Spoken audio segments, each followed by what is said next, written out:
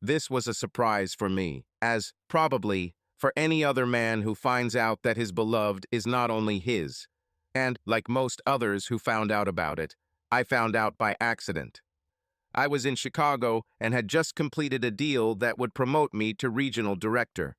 I called a good friend I went to school with who lived in the Chicago area and whom I hadn't seen in quite some time. We talked a lot on the phone, but we haven't met face to face for 10 years.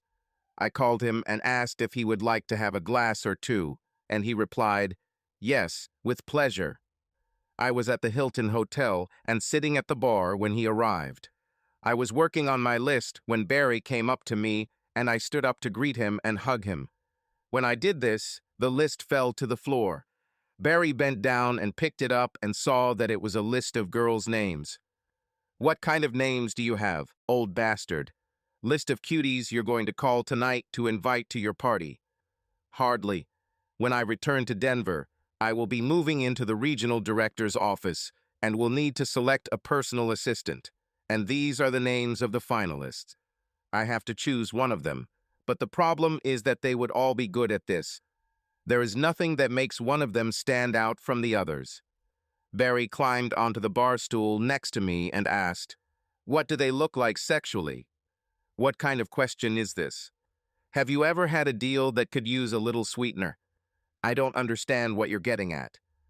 3 months ago, we were working on a deal for procurement of a whole batch of machine parts. 3 companies competed for the contract, and all had approximately the same requirements in terms of price, quality, delivery time, and the like. I was a junior member of the team, and although my input was required, Cal and John had to make a decision. The guy from Martin asked what it would take to get the contract. Cal replied, "A night with your personal assistant." Cal was joking when he said it, but the Martin guy said he'd do it. Cal looked at John, John nodded in agreement, and Cal said, "Do this, and you will have a contract." This happened. Oh my God, hasn't this ever happened? She was a real beauty in her early 40s. They stayed here for 2 days, and she invited us all. Even though I'm married, I would run away with her in a heartbeat. Are you saying Martin? I know a couple of people at Martin's. Do you remember their names? Maybe I know her. His name was Dale, and her name was Sandy. I remembered this because whenever she was introduced to someone, she would say, "I'm Sandy." My joy at meeting Barry after so many years of work had subsided somewhat. My wife Sandy worked at Martin's and was Dale Hartman's personal assistant. Barry and I had a few drinks together, and then we had dinner and talked about old times. But I was thinking about what he told me. Sandy took Dale on 1 or 2 trips a month. Did she sleep with anyone for contracts during all these visits? She had worked at Martin's for almost 20 years, and for the last 10 of those years she had been Dale's assistant. Lord, how many questions this raised. When did she start cheating on me? She started after she went to work for, let's say, or before that. Thank God we didn't have children. At least they wouldn't have to decide who their father might be. After dinner, we had another drink and parted, promising to maintain a closer relationship. I spent the night in my hotel room, wondering if Sandy slept alone while I was gone. On the way home, I was thinking about what to do. Ignore it? Sandy and I had what I thought was a good marriage. She was very loving and gentle towards me. Our personal life was wonderful. At least that's what I thought. Should I ignore what I learned from Barry and act on the principle? My life is great, so it's not worth doing anything to change it. Even when I thought about it, I knew I wouldn't go down that path. Divorce. Did I really want to be single again at 45? I thought about all the women I knew between the ages of 40 and 45. This would be the social circle I would fish with if I was single and didn't like any of them. They were all elderly ladies. Sure, Sandy was 44, but she looked 35, and just like Barry said, she was hot. Can a single 45-year-old guy attract young, pretty girls? I didn't think so. I was in good shape. I had all my hair and teeth, and Doris, my secretary, always told me that she would leave her husband and run away with me in a heartbeat, but I knew it was just office flirting. She was in love with her husband, and it was impossible to separate her from him and her 3 children, even with the help of dynamite. I realized that I was wasting my time thinking about what to do. I knew myself and knew that all I was going to do was go for it and let the chips fall where they may.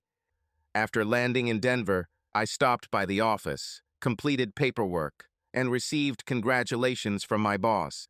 He asked me if I had already chosen my assistant, to which I replied that I had not and that I was having trouble narrowing down the list. He laughed and said, "Do as I do." I put all their names in a hat and pulled out one of them. Since then, Patty has been with me, and I have never regretted it. I thought for a second or so, and then said, "I'll do that. I'll tell you the name tomorrow." And then I went home to meet Sandy. I returned home an hour before her and refreshed myself with a couple of cocktails diluted with water. I was sitting at the kitchen table when Sandy came in. She smiled, came up to me, leaned over and kissed me, and then asked, "How are you traveling?" "Fruitful. I signed a contract with Apex and will be moving to the regional director's office starting tomorrow." "I'm happy for you, dear. I know how hard you worked. What's next?" "I need to choose a personal assistant from 6 girls. They all seem well prepared, and I'm having a hard time choosing." "You are a personal assistant. What should I pay attention to? The one who knows how to lead. The one who gets her ass kicked and loves sex." Sandy's face turned pale and her voice became cold as she asked, "What is this question you're asking me?" "I just wanted to get your opinion on what I should pay attention to. I mean, you're a personal assistant and you have experience with all this." "What the hell do you mean, Robert?" "I had dinner with an old friend when I was in Chicago. Barry Watson. Does the name sound familiar to you?" "No. Should this be the case?" "I would think so.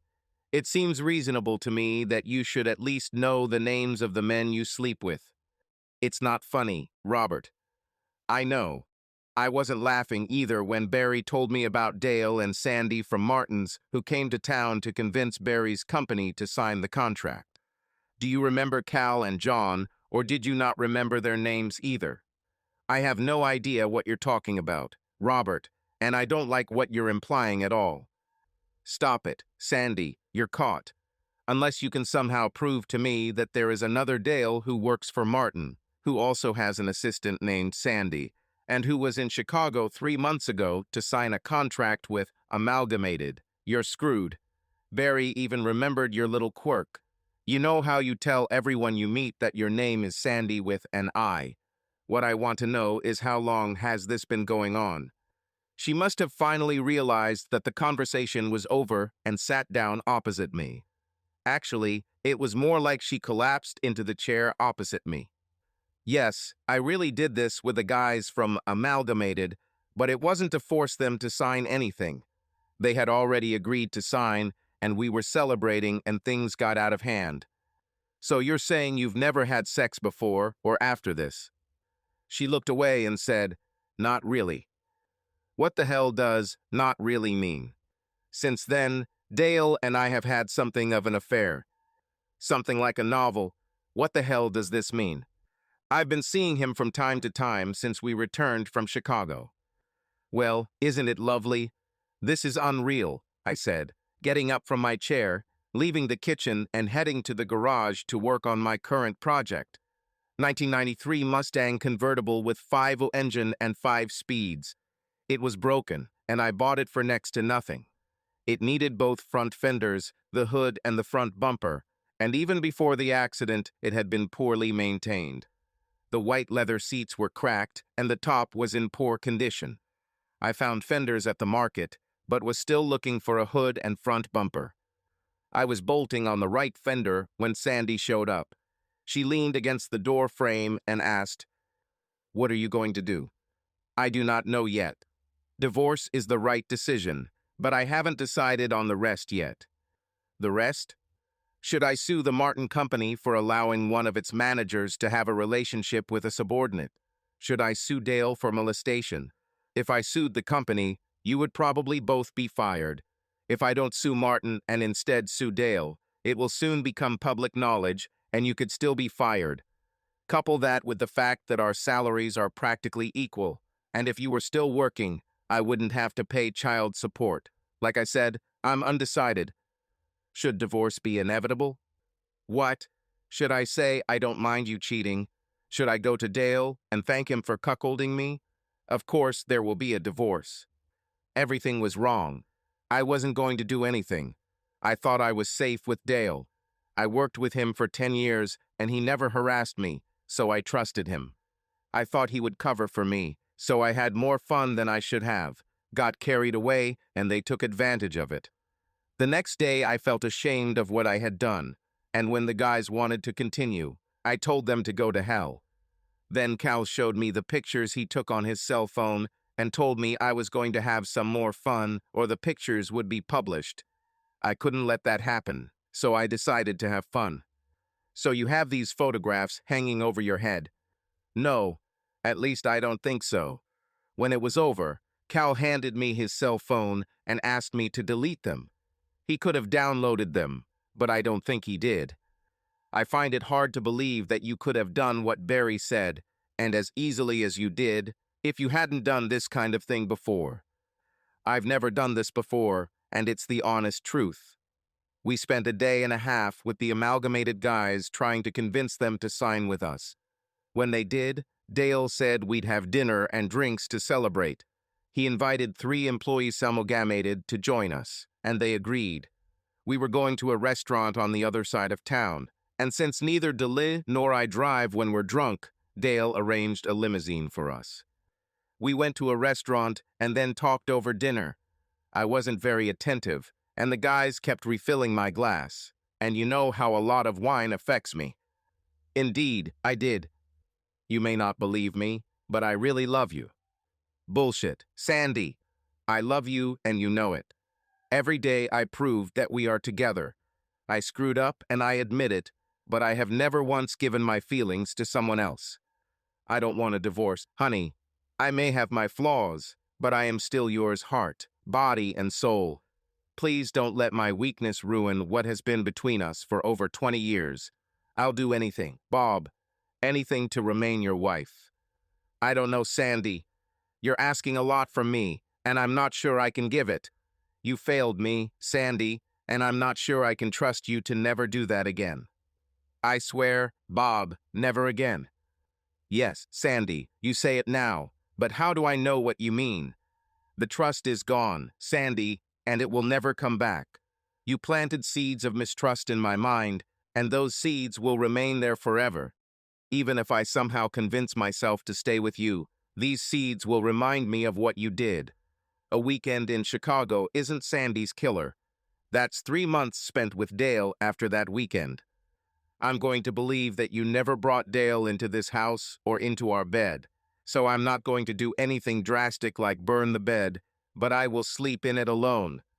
You need to move your things to one of the spare bedrooms until I decide what I'm going to do.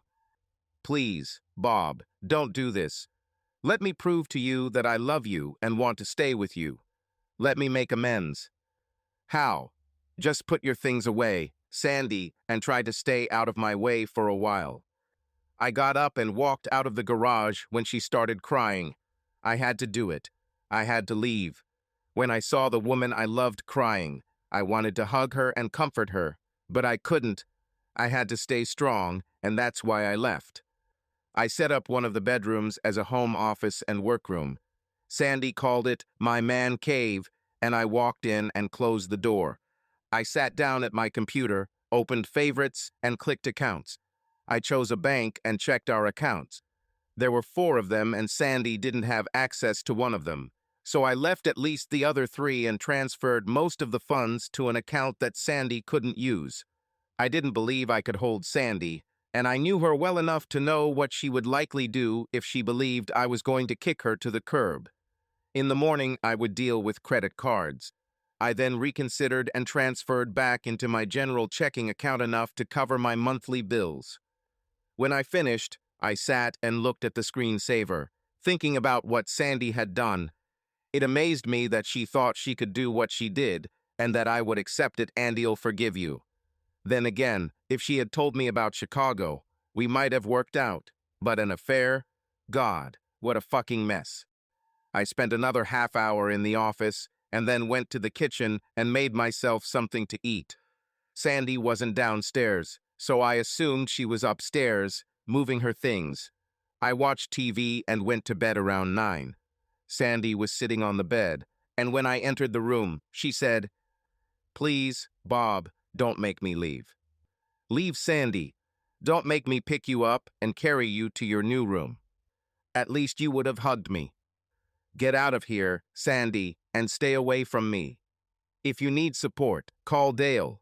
After all, he was the one who took care of your needs." She stood up and left the room in tears. I didn't sleep well that night. The next morning, I was up and out before Sandy even woke up. I had breakfast at a coffee shop near work, and when I got to the office, I did exactly what Frank suggested. I put the names of all 6 women on my assistant list into a small box, shook it, and then reached inside and pulled out a name. Paulin French was going to be my new personal assistant. Are the gods mocking me? Paulin is the only one of all the women on my list about whom I had masculine thoughts. I imagined telling her that my wife was also an assistant, and then telling Paulin about how my wife took care of Dale, and telling Paulin that I wish I had an assistant like her. Then I saw myself in a sexual assault case, and that thought quickly disappeared. Frank stopped by, and I told him I took his advice and pulled Paulin's name off the list, that I will offer her this position when she arrives. He laughed and said, "Keep it clean, Bob. I have seen the way you look at her south when she goes north, and, moreover, I have seen the way she looks at you when she thinks no one is looking. You must be joking. Just keep it clean, buddy. I wouldn't want to lose you over some guy's tail." He went into his office, leaving me with the thought, is Paulin watching me? Wanting everyone to be as happy as possible under the circumstances, I called all 6 women who had applied for the assistant position into my office, and then explained to them that they were all highly qualified, so highly qualified that I had difficulty choosing one of them. I told them how Frank had solved a similar problem and that I had decided to do the same. I placed the deck of cards and the box on my desk and said, "I've put all your names on the list, and to be fair, I'll let one of you make the decision for me. The high card will pull a name from the list, and that will be the person to whom I offer the position." Anne-Marie had a 10 of spades and reached into the box and pulled out a piece of paper. She wanted to hand it to me, but I asked her to read it out loud. She did so, and while all the girls were congratulating Paulin and no one was looking, I put a box with pieces of paper on which Paulin's name was written on the floor, and a box on which all the names were written except Paulin's name on the table, on in case anyone wants to take a look. After everyone congratulated Paulin and went back to work, Paulin sat down opposite me and said, "Do you seem to have missed something? What is this? You didn't offer me this position and didn't give me the opportunity to say yes or no." "You're right. I never thought about it, but honestly, you actually applied for the job, so why should I feel like I should offer it to you? You do not want it. I wanted to when I applied, but then I didn't know about your wife. Sandy, what does she have to do with this? Maybe none, I don't know, and that's what I think we need to talk about." "You interested me, Pauline. So what do we need to talk about?" "You wouldn't know it, but my sister works at Martin's in the same department as your wife and her boss, Dale. Pat, this is my sister, told me about 3 months ago that your wife and her boss were dating. She found out about this by accident. She was in the back room getting a stack of copier paper, and the back room is separated by a fairly thin wall from the men's room, and she overheard your wife's boss telling 2 other guys about a visit to Amalgamated and how your wife took care of the guys from Amalgamated and made a deal. That got Pat interested, and she started watching your wife and her boss. She said they often had long lunches together. So what does this have to do with me offering you the position of assistant? I was wondering if you expect me to be a personal assistant like your wife." "Lord God, no. In any case, what my wife did destroyed our marriage. Why should I want this from you?" This is very bad. Why? Because that's exactly the kind of helper I want to be. You probably aren't serious. Of course, seriously. When the position for your personal assistant opened up, I couldn't wait to apply. I imagined how we go on business trips and sit in rooms with common doors, through which I will come to you at the end of the working day. I imagined myself making deals for you so that you would get raises and promotions and become even more important to the company. I saw that I was doing everything possible to make my man need me enough to be there. Your man? Yes, my man. I saw how I took you from your wife and then showed you that I was ready to do anything for you. Everything. You can't think like that. Oh, but I think so. I don't know what to say, Pauline. No, that's not true. I know what to say about some of this. If I have to provide sex to get a signature on a contract, it will never happen. I'll quit before that happens. None of this will happen, Pauline. I am a married man, and as long as I am married, I will not cheat on my wife. Even if she cheated on me, I'm just who I am. I know. This is just one of the reasons why I want you. It just doesn't fit in my head, Pauline. On the one hand, you want me because I will not cheat on my wife who cheated on me. But on the other, you say that you will be promiscuous.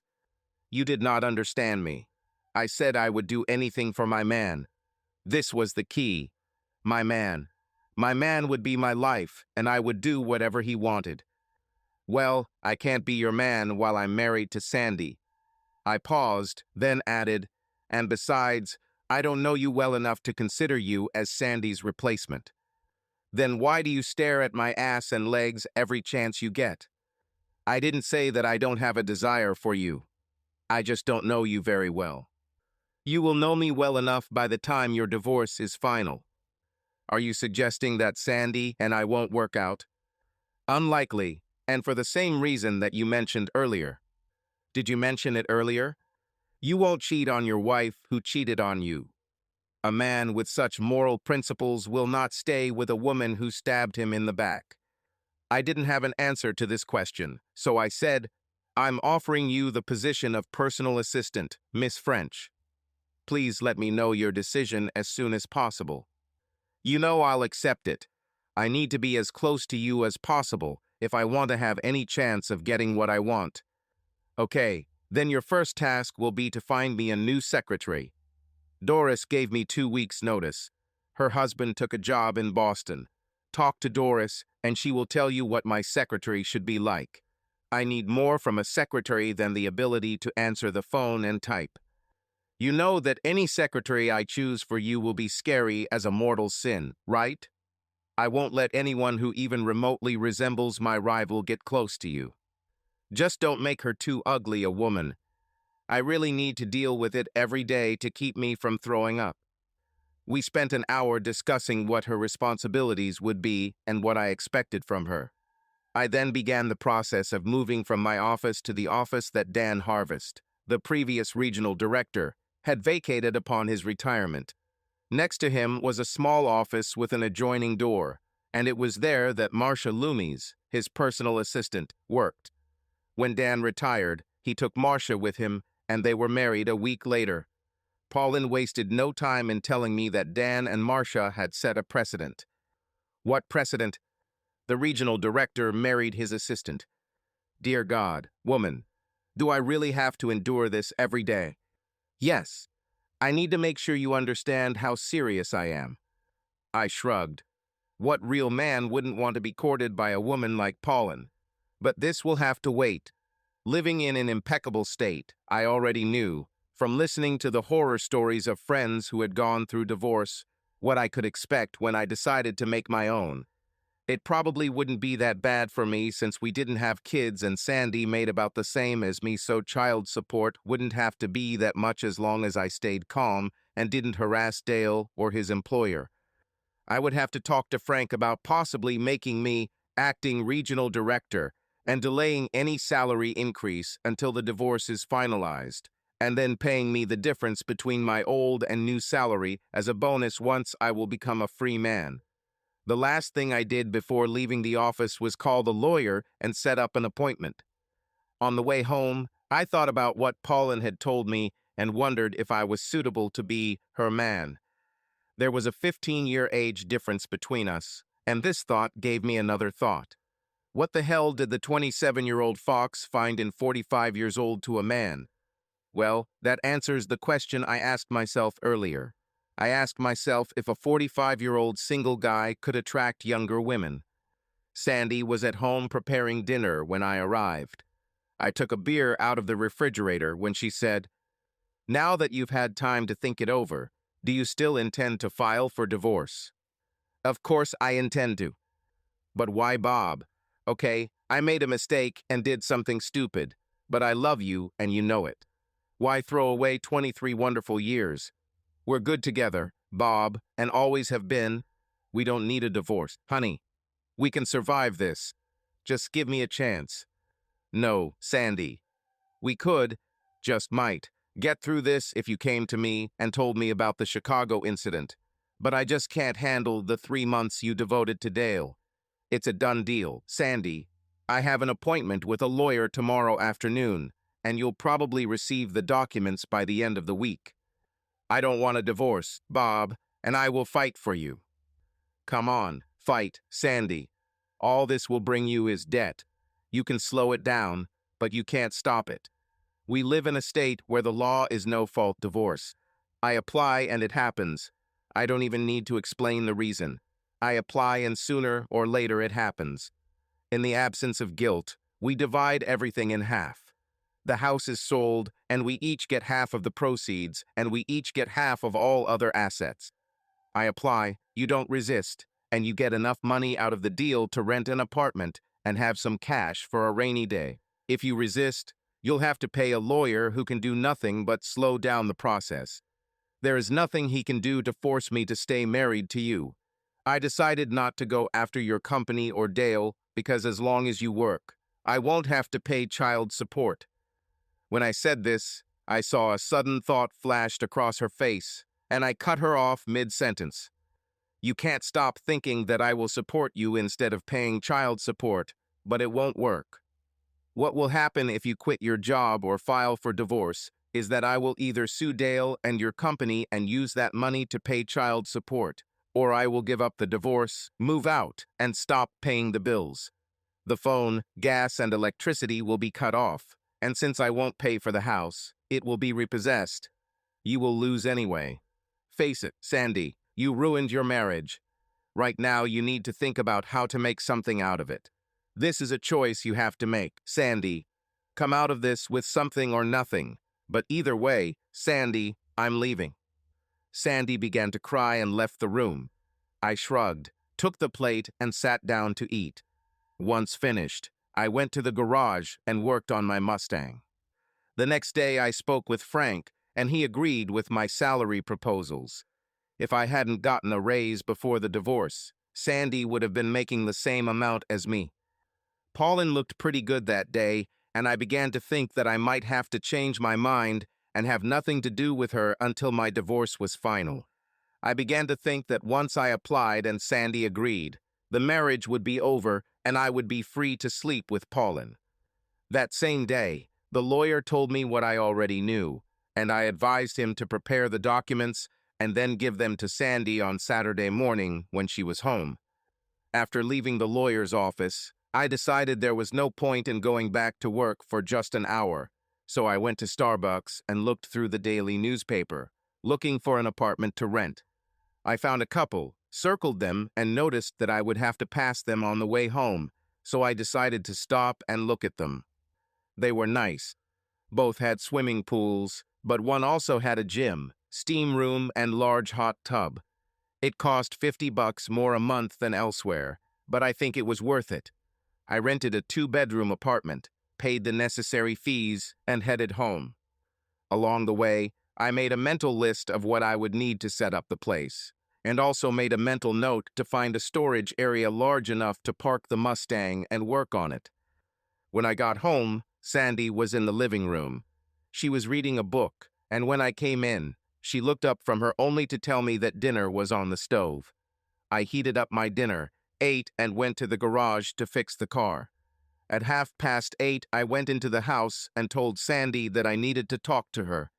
We sat down at the kitchen table, and I told her that I was meeting with a lawyer and that the documents would be brought home to her on Saturday morning. Are you going to do this? Are you really going to do this? Of course, yes, and I have already explained to you why. It will be a fair deal. Everything will be divided in half, and our salaries will be approximately equal, so there should be no alimony. Each of us will keep our pensions. The only thing that will need to be addressed is the house. If you want to keep it, you can buy my half. Otherwise, it will be sold, and we will split the proceeds equally. Don't you want to buy out my half? No. Too many memories. I don't want to live with constant reminders of what happened before. I think you're being stupid, Bob. I love you, and you know it. We can work things out. Divorce is not necessary. I'm sorry, Sandy, but I can't forget what you've been doing with Dale for the last 3 months, and you should know me well enough to know that. I paid a deposit on the apartment today and will probably move into it this weekend. You need to decide what you want to do with the house. If you don't want it, we need to put it on the list. I got up and headed to the bedroom. I took a shower and then lay in bed and read until my eyes glazed over, and then I turned off the light and fell asleep. We'll talk in the evening, baby, she said in the morning and left.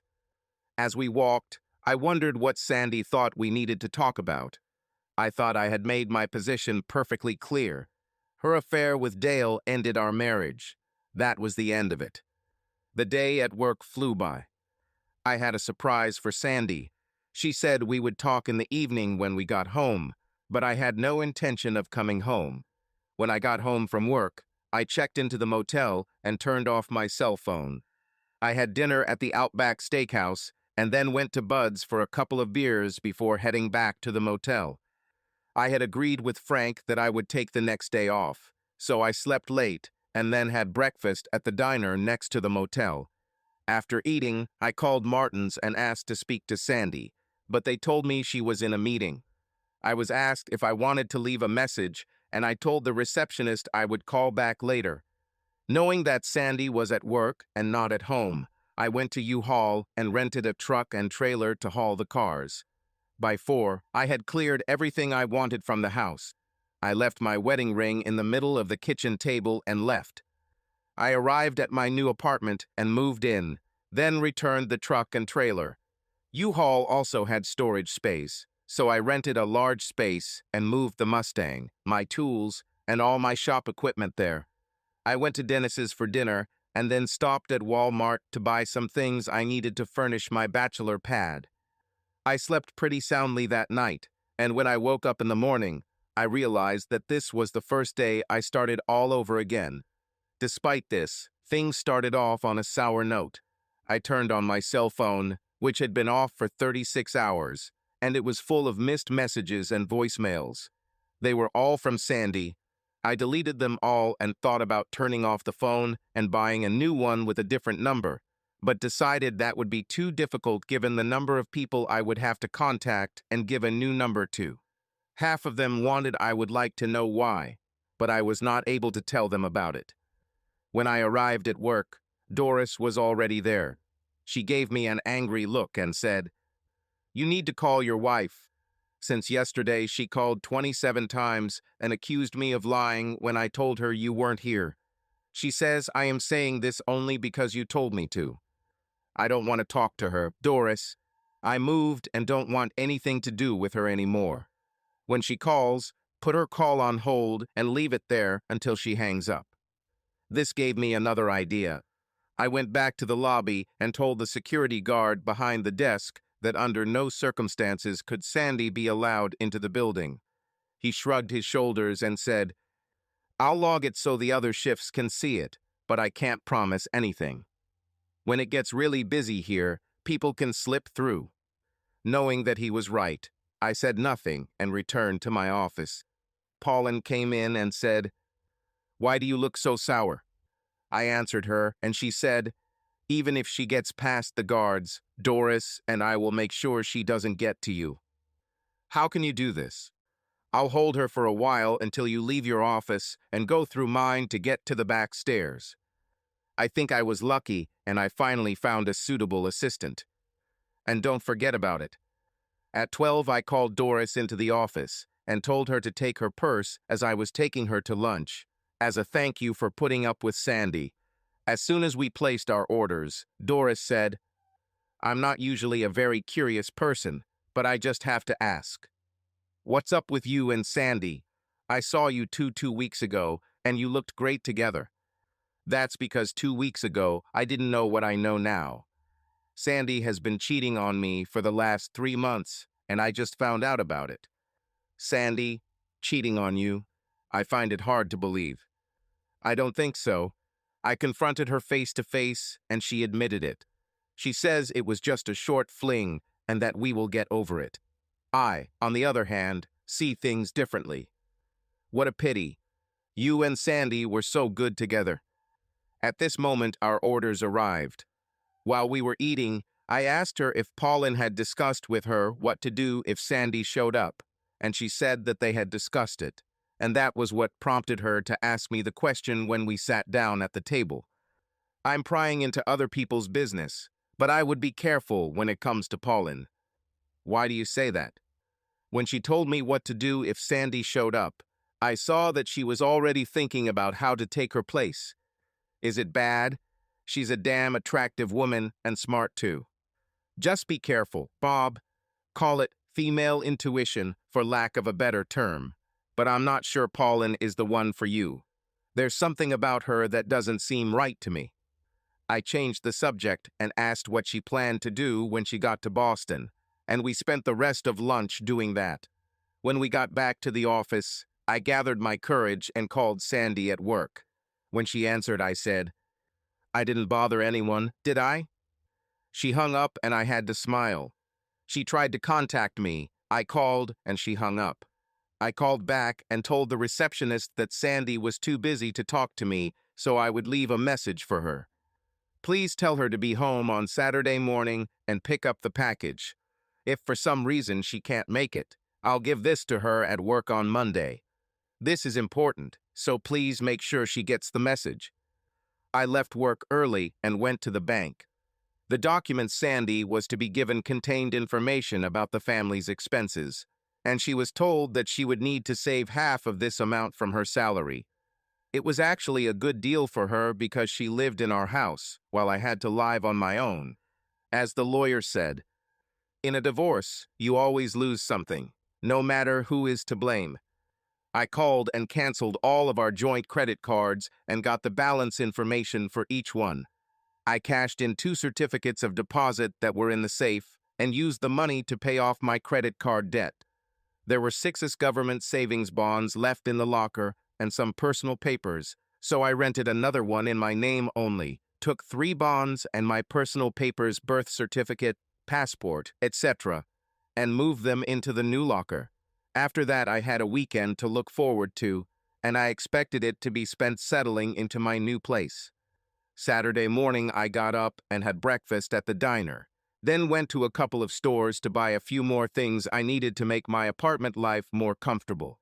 After lunch, I went to the gym and was glad to see several beauties in swimsuits working out there. I noticed that only one of them had an engagement ring, and it occurred to me that the extra $50 the apartment cost me was worth it for the view. This thought was strengthened when I went to the pool and saw all these beauties there. When I started swimming, I felt like I had a target audience that I could work with. Provided, of course, that Pauline doesn't catch me. Back home, I was making myself dinner when it finally dawned on me. For the first time in 23 years, Sandy was not in my life. It was upsetting because I really loved her. It wasn't that I wanted her, but I still loved her. I guess I always did, but I just couldn't accept what she did and leave it behind. I just wasn't in the mood for it. I knew I would miss her in the coming months, but there was no turning back for me. Sunday was a day of getting used to my new life. I spent time in the gym and pool, and also some time in the warehouse working on the Mustang. Monday morning when I arrived at work, Doris, who had been there for half an hour, told me that Sandy had called 3 times in the last 15 minutes. I decided to end it and called her at work. The receptionist told me she had a meeting, but left instructions that if I called, she should interrupt the meeting and call her. 30 seconds later, Sandy was on the phone. "You did it," she said. "You really did it.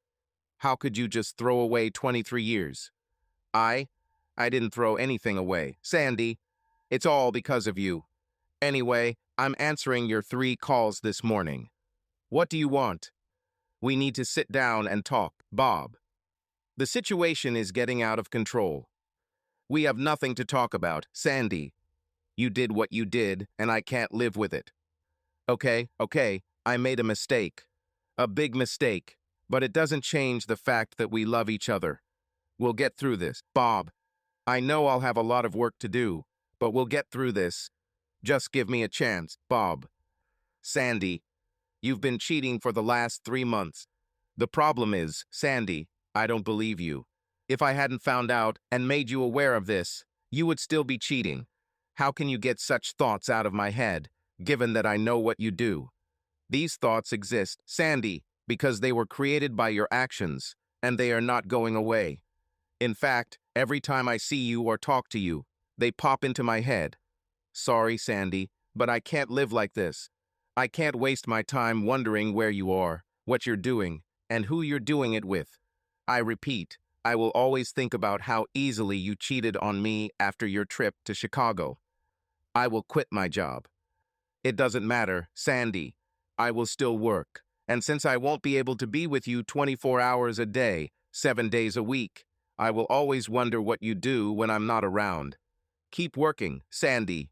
It pays well, and it's more than you'll get in child support. I'm not going to give up on you. I love you, and I know that you love me. I know we can work things out if you just give me a chance.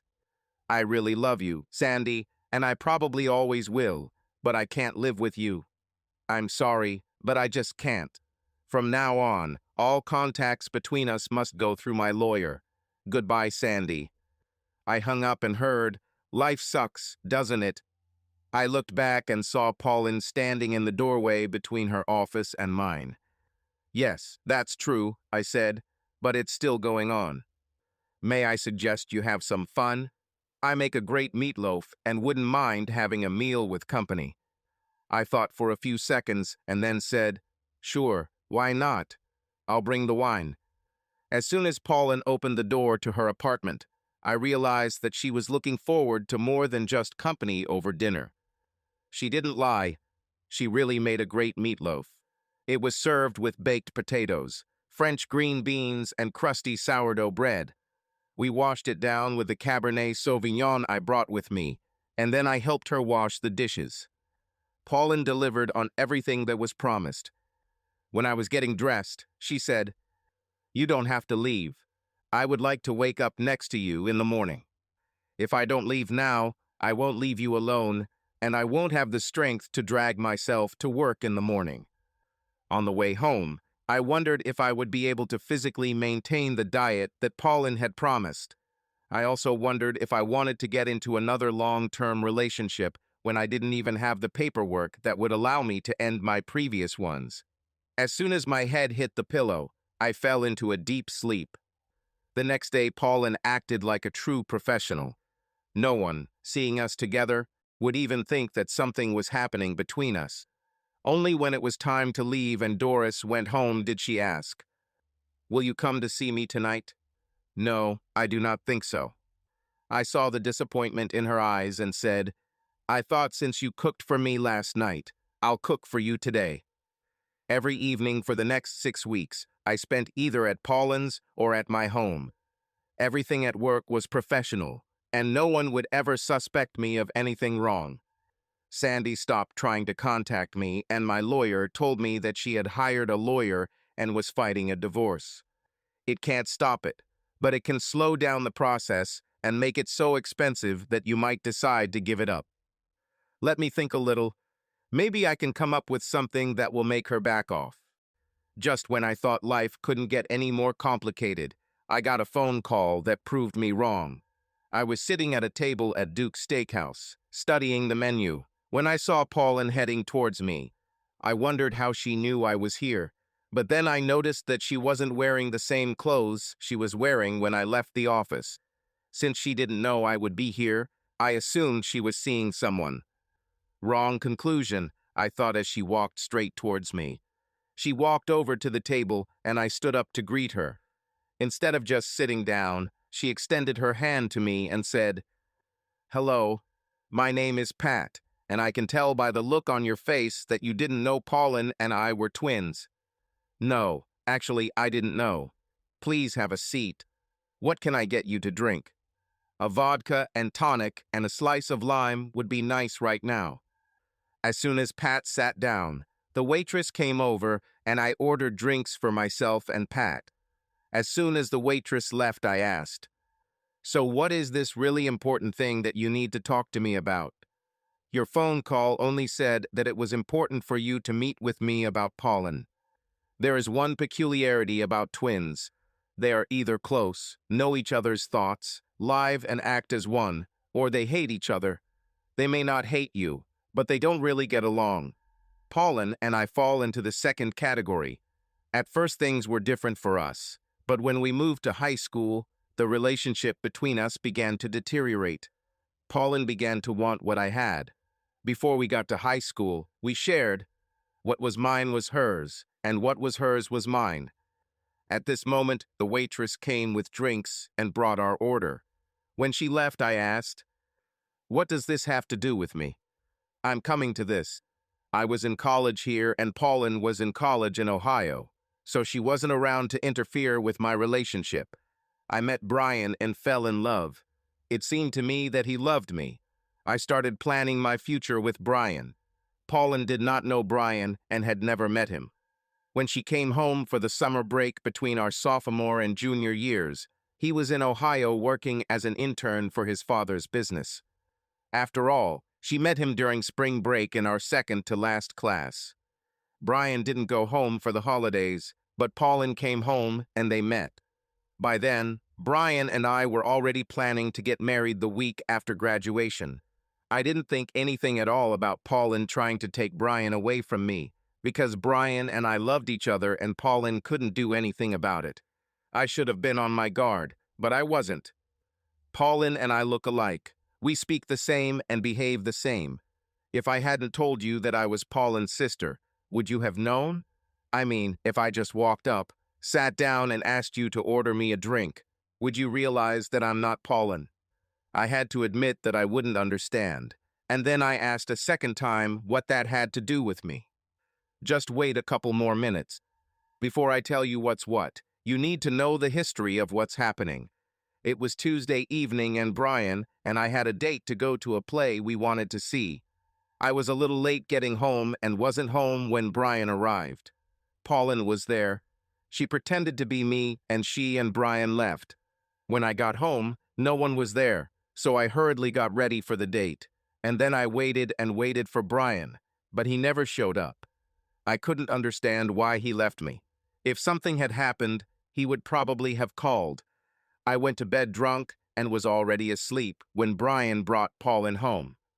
The next day, when I asked him where he was and why he didn't at least call, he asked me what the hell I was talking about. That's when I found out what Pauline had done. I had a huge fight with Pauline about it, and she said it was just a prank. I couldn't blame Brian for that, because how could he know? Everything settled down and Pauline returned to school. Summer vacation arrived and Brian returned to Ohio to work in his father's business. Pauline didn't come home for the summer. She said she was taking summer classes to finish school early. A month into the summer holidays, I started missing Brian a lot, so I decided to visit him. I didn't call ahead because I wanted to surprise him. I was surprised.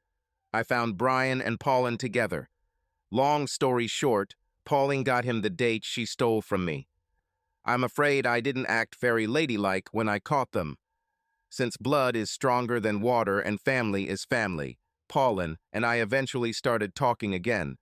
She even told me that she was doing this for my sake and that she intended to tell me about it at the end of the summer holidays. She told me that Brian knew it wasn't me when he asked her out. I never spoke to Brian again, so I have no idea if that was true or not. This brings us to your question. What does all this have to do with you? I promised myself that someday I would get even with Pauline. It took years, but I can finally tell her this. And again, I don't understand what I have to do with it. Pauline has her eye on you. She already sees herself as your next wife. My goal is to prevent this from happening, and although Pauline does not know it, she is helping me achieve this goal. At this point, our order arrived, and while we were eating, the conversation stopped. While we ate, I thought about what Pat said. I thought of Pauline as a second wife, and why not? She looks great and cooks well. She's fun to be around and great in bed. Her apartment was always spotlessly clean, and she definitely seemed to care about me. It was hard for me to believe that Pat thought she could stop Pauline and me from being together permanently, and it was even harder to believe that Pauline would help Pat achieve her goal, even unintentionally. Pat and I both refused dessert, and I said, "Okay, Pat, I know why you want to ruin Pauline's relationship with me, but what makes you think you can do it?" "I'll let Pauline do it for me." She reached into her purse, pulled out a mini cassette recorder, and placed it on the table between us. Pauline easily forgets how she behaved when it came to me, and when she comes to visit and has a few glasses of wine, she becomes very talkative, and I listen. I know Pauline and what she is like, and as soon as she told me about her plans for you, I began secretly taping our conversations. This is a post from last Tuesday. She pressed the play button. "So, how's your seduction of the boss going?" "I had him wrapped around my finger," Pauline said and laughed. "What's so special about this guy?" "He's got money, honey, and he's going to make a lot more now that he's been promoted, and I see a couple more promotions in his future. I'm going to work on Easy Street, Pat. I will live the life I deserve." "But do you love him?" "I love it. I don't love it. All that matters is that I like him enough to put up with him." "Would you cheat on him? Isn't that why he's divorcing his current wife?" "I'm smarter than she was. She set herself up to get caught. Bob will never know about Randy." "Would you risk the good life you say you want just to sleep with your ex-boyfriend?" "We're great in bed together. Why give up if it's not necessary?" "So you're going to marry this guy for the money and leave Randy?" "Yes, the best of both worlds." Pat pressed the stop button. "Maybe you think she's worth putting up with the betrayal she's about to commit. Only you know. But at least I can say you were warned." "I think you can. I suppose I should thank you, but—" "Oh, damn. Before I met Sandy, 2 girls cheated on me, then Sandy, and now this. What the hell should I do to find a woman who will remain faithful to me?" "She is somewhere. You will find her." I looked at her and smiled. "How similar are you to your sister?" "What do you mean?" I thought about dramatizing it. "Pauline pretended to be you to get Brian, and you tell her you pretended to be her to get me. Let's say we arrived at the restaurant at the same time. I was surprised to see Pauline, and before you could tell me you were her twin sister, I suggested we skip lunch and go to my house for afternoon tea. You saw a chance to get even with her for what she did to Brian, and you took it. This would be ideal, if not for one thing. I'm not like Pauline. I don't just jump into bed with guys. Even to take revenge on Pauline, even then. That's not what I wanted to hear, but I wanted to remain on good terms with Pat, so I said, okay, fine. I'm not the kind of guy who can just jump into bed with a girl, but Pauline doesn't need to know that we didn't do anything. I'll take the rest of the day off, and in the morning when I go to work, she'll no doubt ask me where I've been, and I'll look at her in surprise and answer that she knows damn well where we've been, and then I'll say that like, was my performance in bed so bad that you have already forgotten about it? No matter how the conversation progresses, Pauline will eventually find out that, as far as I know, I spent the entire day in bed with her, or with someone who looked an awful lot like her. She's not stupid, and she'll figure it out, and when she gets to you, all you have to do is say, remember Brian, scales balanced. I liked him, and I'm going to do everything I can to see him again. Just don't tell her about the recording. She's a very good assistant, and I want her around. I'll also let her be with me until she finally understands that I'm not going to marry her. If you need a bed warmer, why not let your wife do it? She would kill for this opportunity.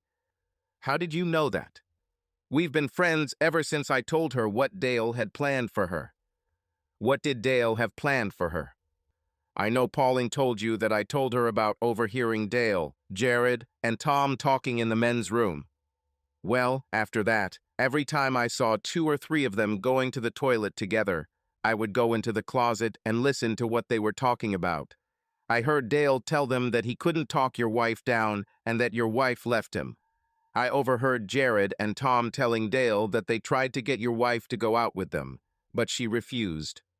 I heard Dale tell Jared that your wife told him to leave her alone and stop trying, or else she would go to management and file harassment charges against him, and that there would probably be a case filed in Chicago, and they would both be left without money. Work. What finally made me reach out to your wife was that Dale told Tom that the next time he had a work lunch with your wife, he would slip her illegal substances, take her to a hotel room, and then call Tom and Jared. I went to your wife, told her what I heard, and from then on we became good friends. She knows she did wrong, and she hates herself for it, but it kills her to lose you. I know what she did and why, and she really messed it up. But are you a saint? Look back at your life, and I'm sure you'll see times when you screwed up big time. And I'm sure in those times someone should have forgiven you. Why can't you find even a drop of forgiveness within yourself? She looked at her watch and said, "It's time for me to get back to work." She opened her purse, took out a business card, and handed it to me. "Call me on my cell phone and keep me posted on what you tell Pauline so I can repeat your story when she tells me about our afternoon flirtation," and then she left, leaving me with a lot of questions and no answers. I remembered what Doris had said about Pauline, and I wondered what she saw in Pauline that I hadn't noticed. I went to an afternoon session at the Rialto to kill some time, and then went home. When my cell phone rang, I looked at the display and saw that it was Pauline calling, so I let the call go to voicemail. She called me twice more over the next 2 hours, and I answered the second call. After I said hello, she asked if I was home, and when I said yes, she asked if she could come over. "Didn't you have enough this afternoon?" "What's not enough?" "Come on, Pauline. Was my performance in bed so bad that you forgot about the whole thing?" "What are you talking about?" "I skipped lunch and spent a long day in bed with you." "What else could I talk about?" She was silent for a while and then said, "I just remembered that I promised my sister that I would come see her this evening." "See you in the morning." "Fine, bye." As soon as I hung up, I took out Pat's business card and called her. When she answered, I said, "You don't have to wait until tomorrow to talk to Pauline." She had just called and wanted to know if she could come over, so I told her about my day. "If I'm not mistaken, she is already ready to meet you. Call me and let me know how things are going." "I will do so. Bye." I figured Pat wouldn't call until the next day, so I watched a little TV before going to bed. I was sitting in bed reading Randy Wayne White's new novel when my phone rang.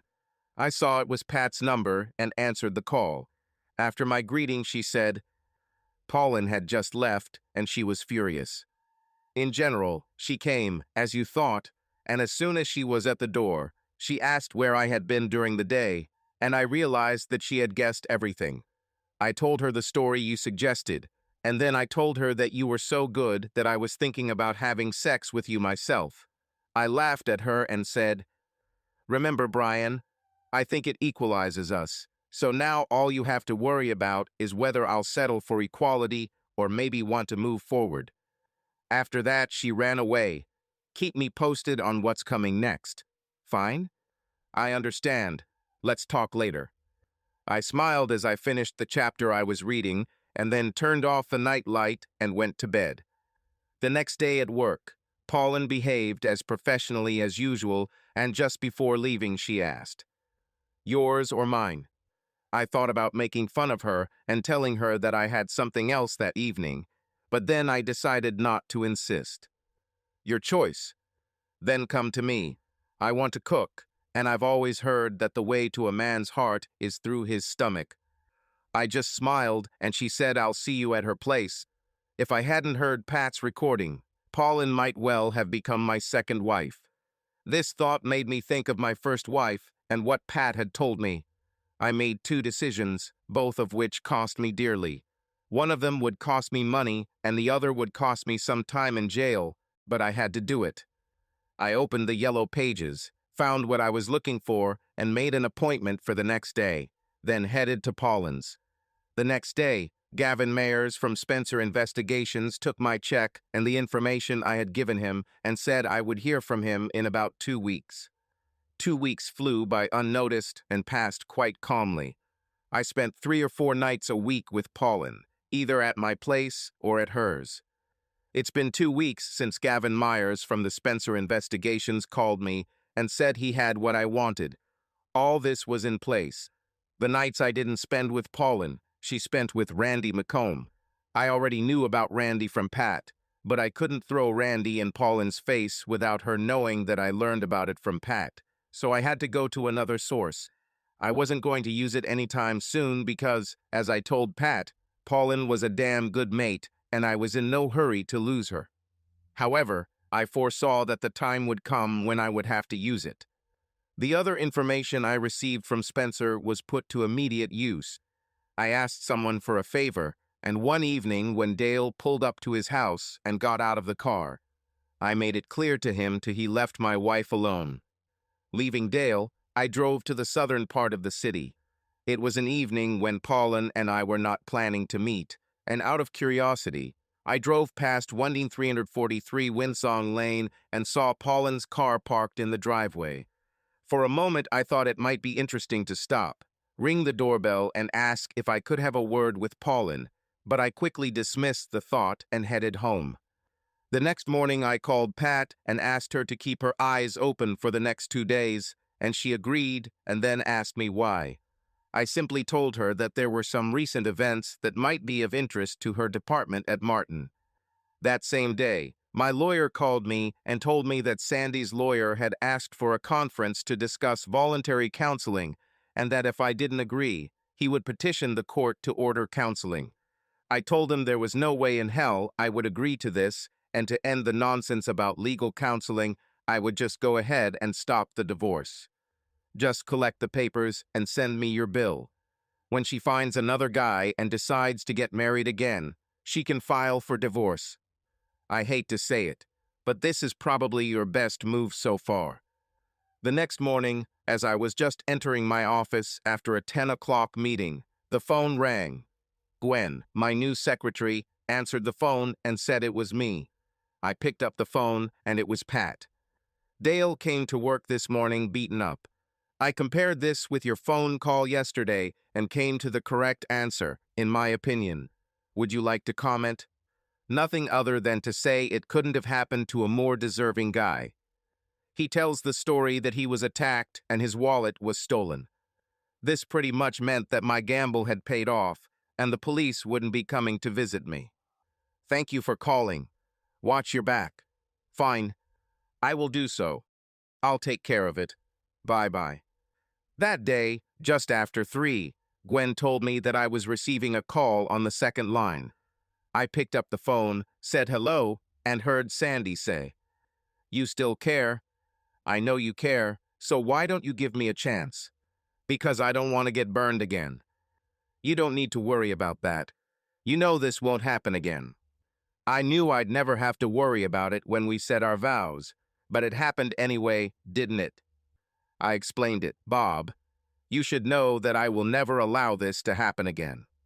I already told you, Sandy, that we might have been able to survive what happened in Chicago, but 3 months later, we became a stumbling block." I explained that too. "Bob, there was no love or affection in this. Please, Bob, give me a chance. I know you still care. What you did to Dale proves that." "What did I do to Dale? I do not understand what you're saying." "Bullshit, Bob. Deny it all you want, but I know it's you. He's been beating around the bush since he came to work this morning. I know you care, so why don't you give me a chance? I have to hang up, Sandy. I have to go to a meeting. Goodbye. I didn't have an appointment to go to, but I needed to finish the call. Actually, I didn't care. In fact, I still loved this woman, but I didn't think I could live with her, given her 3-month affair with Dale. I sat there staring at my phone, wondering what I had just thought. I didn't think I could live with her, but did I? No, I couldn't. This gave me an idea. Why not give her the chance she wanted and watch? My thoughts were interrupted by Gwen's words that Frank wanted to see me, so I got up and headed to his office. When I returned to my office, it was almost running out of time, and I asked Pauline whether she would spend the night with me or with her. No one. Honey, I promised my sister that I would come see her tonight. On a sudden impulse, I went into the men's room, took out my cell phone, and called Pat. As I expected, she knew nothing at all about her sister's visit. I haven't spoken to Pauline since the evening she ran away from me. This told me that Pauline would probably spend the night in the Winsong Lane flat. I left work and headed to Bud's for a beer or two, and as I sat at the bar sipping my beer and watching the Broncos beat the Raiders, I wondered again if Sandy and I could do something. Obeying a sudden impulse, I left the bar and headed towards the house. As I turned onto the street, I saw Sandy getting into a car parked in front of the house. I saw her lean over and kiss the driver. When the car pulled away from the sidewalk, I decided to follow it. 10 minutes later, the car pulled into the parking lot of a Texas roadside cafe. Sandy and the driver got out of the car and walked into the restaurant holding hands. As soon as they got out of the car, I recognized the man. It was Bill Newbert. He was Sandy's boyfriend from 7th grade until her sophomore year of college. They had a big fight and broke up. And a week after they broke up, I asked Sandy out, and we've been together ever since. Curiosity got the better of me, and I waited for them to leave, and then followed them back into the house. They both went inside, and after an hour the lights went out inside, and after an hour of waiting with no one coming out of the house, I headed back to my place. On the way home, I thought about a few things and decided to stick with it. My name was still on the mortgage on the house, so I had the legal right to do what I wanted. In the morning, I called Gavin at Spencer Investigations and told him what I needed, and the next day, after making sure Sandy was at work, I met with a man from Spencer Investigations, and by noon the house was connected to audio and video. When I first met with my lawyer, he informed me that without direct physical evidence of adultery, it would be difficult for me to obtain a divorce without financial loss.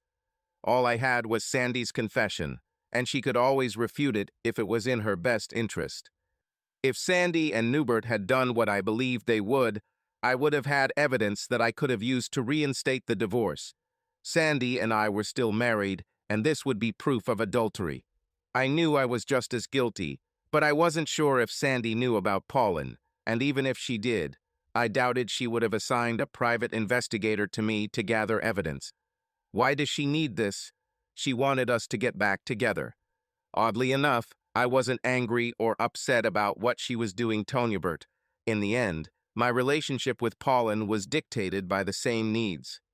The next 3 weeks passed, and once a week, while Sandy was at work, I would go home, take the DVD out of the tape recorder hidden in the garage, and put in a new one. And then over the phone, I would take the tape out of the recorder and put in a new tape.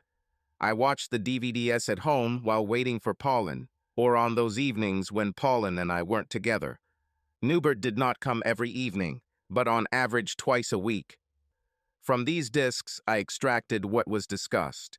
Newbert wanted her to agree to a divorce so he could marry her, but she kept telling him that the only man she wanted to marry was me and that she would never agree to a divorce. She said she would fight to the death to prevent this from happening. As long as we are married, I have hope that he will return. How can you make love to me if you have such strong feelings for him?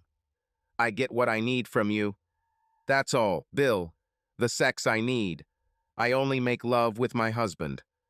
At least once a week, Pauline would ask me how my divorce was going, and I would tell her that it was going slowly because Sandy was reluctant and that she and her lawyer were constantly putting up obstacles. I called Pat once a week to see if she had learned anything, but she always said no.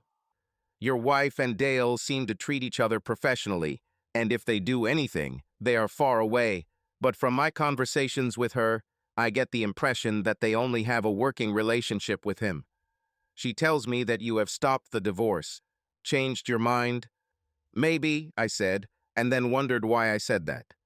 It was Tuesday and Pauline had no intention of staying home that evening. She said she had gone to visit her sister. I popped home, recorded the latest news on a tape recorder, sat down and drank a beer while I listened to the recording from my phone and watched the video. There was nothing on the phone recording, there never was, just regular calls and the occasional call from Newbert setting up a date. The video showed Newbert was there on Sunday. He left, and when he left, Sandy returned to the bedroom. She sat down on the bed, opened the bedside table, took out the framed photo of me that used to be on the table on her side of the bed, and held it to her chest. And then she began to cry. I turned off the player and sat staring at the blank screen. I sat there for probably 5 minutes or so while 1,000 thoughts raced through my head. I didn't even realize I had picked up the phone and called until I heard Sandy's voice. "Hello?"